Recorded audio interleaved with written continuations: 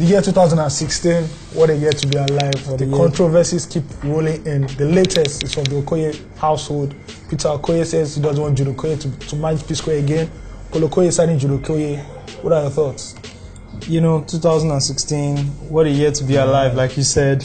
The year started with controversy, and you know, to keep up with the trend, trust, you know, Nigerian artists and Nigerian entertainment industry to do so very well, right? We started with controversy upon controversy. Now it's back to the P-Square guys and, you know, Peter Okoye. First of all, I think we're tired of any P-Square controversy right now, or Okoye's controversy. Like, we're really tired. We're not even amused. It's not even interesting.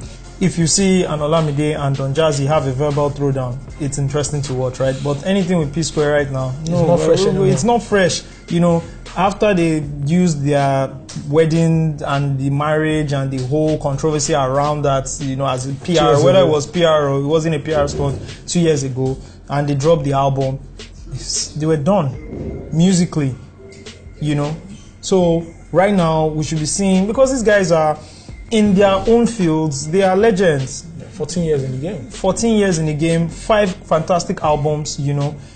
6 albums. 6 fantastic albums, you know. So we should be seeing them do better things, like, you know, go to schools and, you know, empower the youth, you know, drop a couple of singles, maybe more collaborations, you know, something more interesting.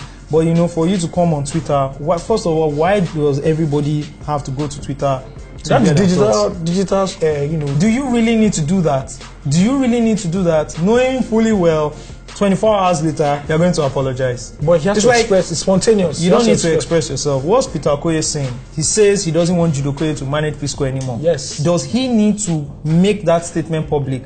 How does it help by making that statement because public? He's frustrated. They have been trying to do it for the past 4 years. If he's frustrated, see, it's quite simple. If he has a contract, a management contract with Jude Okoye, who owns Northside Entertainment, if he has a contract with them, it's very simple. You wait till your contract finishes and you fire. But I don't the think manager. there's a contract. So if there's no contract, then move on with your life. Yeah, but Paul says he's not going anywhere, and P-Square can't function without 1 P. It has to be 2 Ps. So then there shouldn't be P-Square anymore. That's the idea.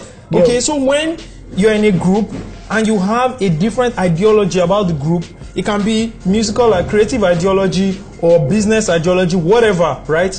You go and do your thing. We've seen a lot of groups break up because of this. Don't now drag the manager into it, saying because, you know, he still wants to manage P-Square, the other half of your group wants to. Then that's it. Then let Paul work with Jude while you go and work on your solo career. The way you're saying it is like, oh, P-Square is not just any other group. This is like the biggest pop group in Africa. P-Square can just wake up one day and say they want to split. That's like, it's huge. Then if he doesn't want to split, then he should work with Jude Okoye. It's simple. It's that simple. If there's a contract, this can work. If there's no contract, then what's the point? What's even the point of this conversation if they don't even have a management contract with their brother? So forget if it's his brother, is his friend, is his cousin. Business is business. You don't mix family and business together. It's simple. All right? So if he has a contract, if P-Square has a contract with Northside Entertainment, they should wait till the contract, you know, ends and he can fire his manager. Other than that, there's no point. Okay.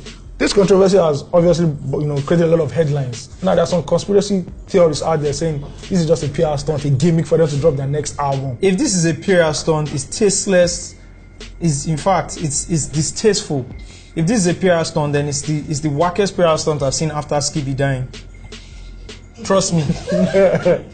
You understand? If you're going to fight with your brother and cuss him out or whatever with this in a series of tweets on social media, then 24 hours say, oh, okay, you know what, I'm sorry, I apologize. Then that's the dumbest PR stunt I've ever seen. It is sad if the Okoye brothers actually are using this as a PR stunt. First of all, nobody even believes. See, like we're done. We're done with P-Square. You know, with all that controversial stuff. We just want to see good music from them.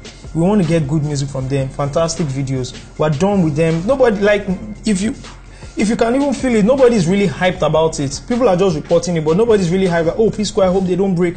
Fam, you've done 6 albums, you've done sold out shows, everything. They're telling us we want to break. We've been waiting for you to break for 2-3 years now. Do you think the last breakup story we had affected their brand a little bit? It did affect their brand. It did affect the brand. It did affect the album. When Double Trouble dropped, right, a lot of people said it wasn't good. But I listened to it and it isn't that bad.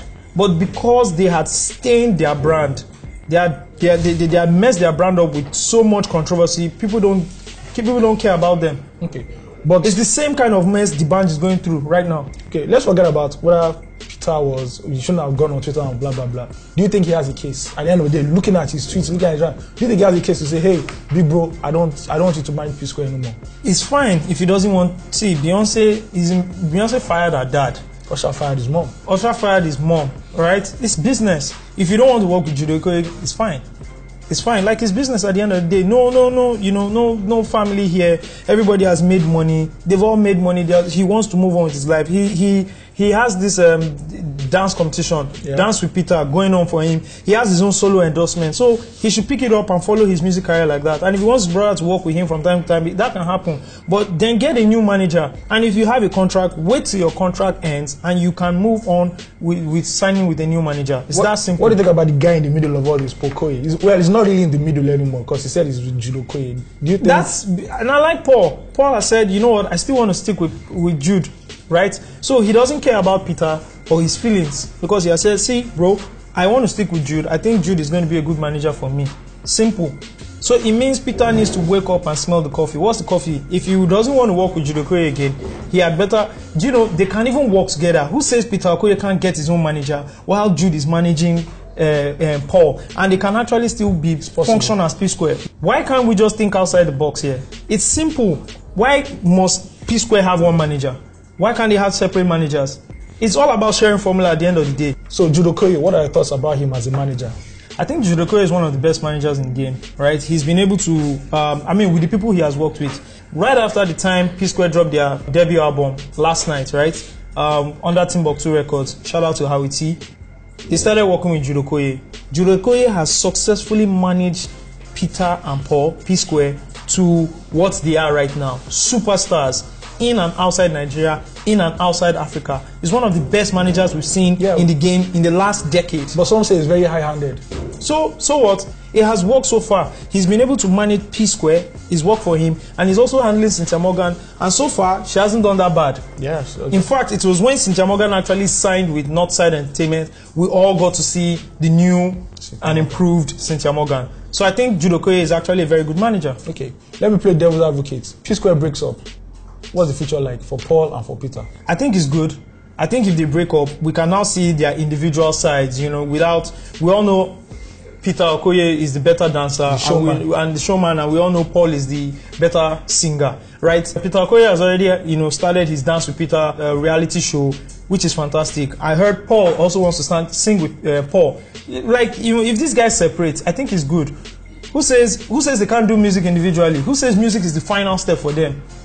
Okay, so what's the lesson that we can learn from all this? Like, sign your contract. Understand your contract when you are going into management with anybody. Understand the kind of contract you are signing. Let everybody have clear job descriptions and KPIs. It's very simple. This is what my manager is meant to do. He's meant to scale my business. Or then we have different kind of managers. You have your business manager, you have your talent manager, you have your road manager.